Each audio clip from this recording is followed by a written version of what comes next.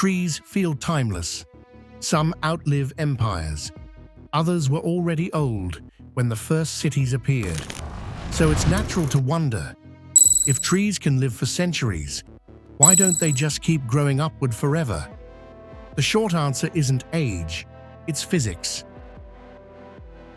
The first limit is gravity versus water. Trees don't have pumps. They rely on a passive system that pulls water upward from the soil through microscopic tubes using evaporation from leaves. This works beautifully until height becomes a liability.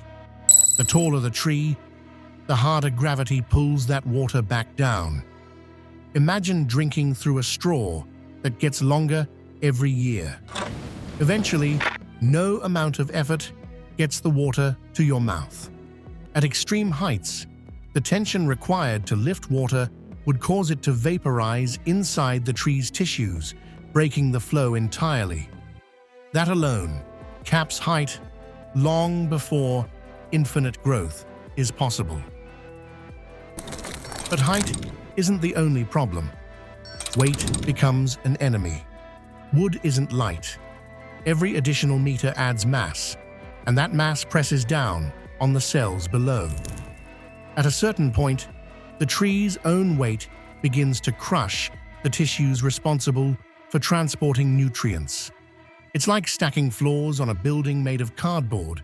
Eventually, the bottom fails first. Even the strongest trees are engineering compromises, not steel towers.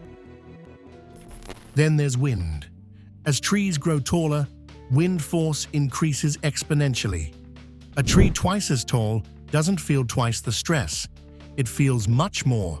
Every storm becomes a structural test, flexing the trunk, twisting branches, and threatening to snap the entire organism. This is why the tallest trees on Earth grow in calm, coastal climates. Height isn't just about biology, it's about surviving weather. Now add energy economics. Leaves at the top need sunlight, but they also need to be fed sugars produced elsewhere in the tree.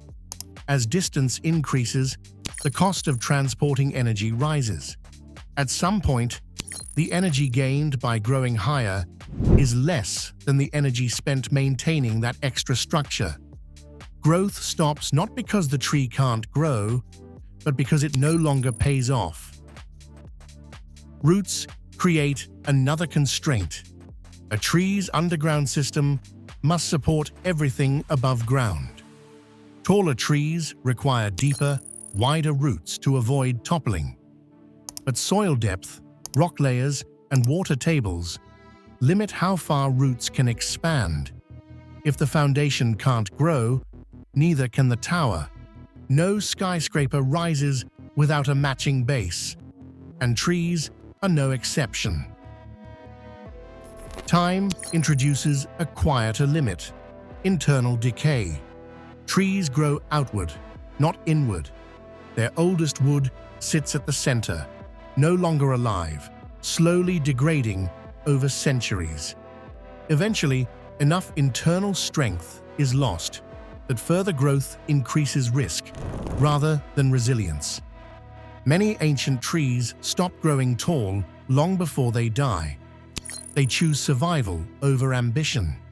Even cellular biology sets boundaries. As trees grow, they rely on living cells at their outer edges. Maintaining those cells across massive distances increases vulnerability to disease, pests, and drought. Bigger organisms don't just face bigger threats, they face more points of failure. This is why evolution favors balance, not extremes. So why do some trees still get so tall? Because they live where everything aligns: deep soil, steady moisture, mild winds, minimal competition. In those rare conditions, trees push the limits, not because they're breaking the rules, but because they're operating at the edge of what physics allows. And that edge is firm.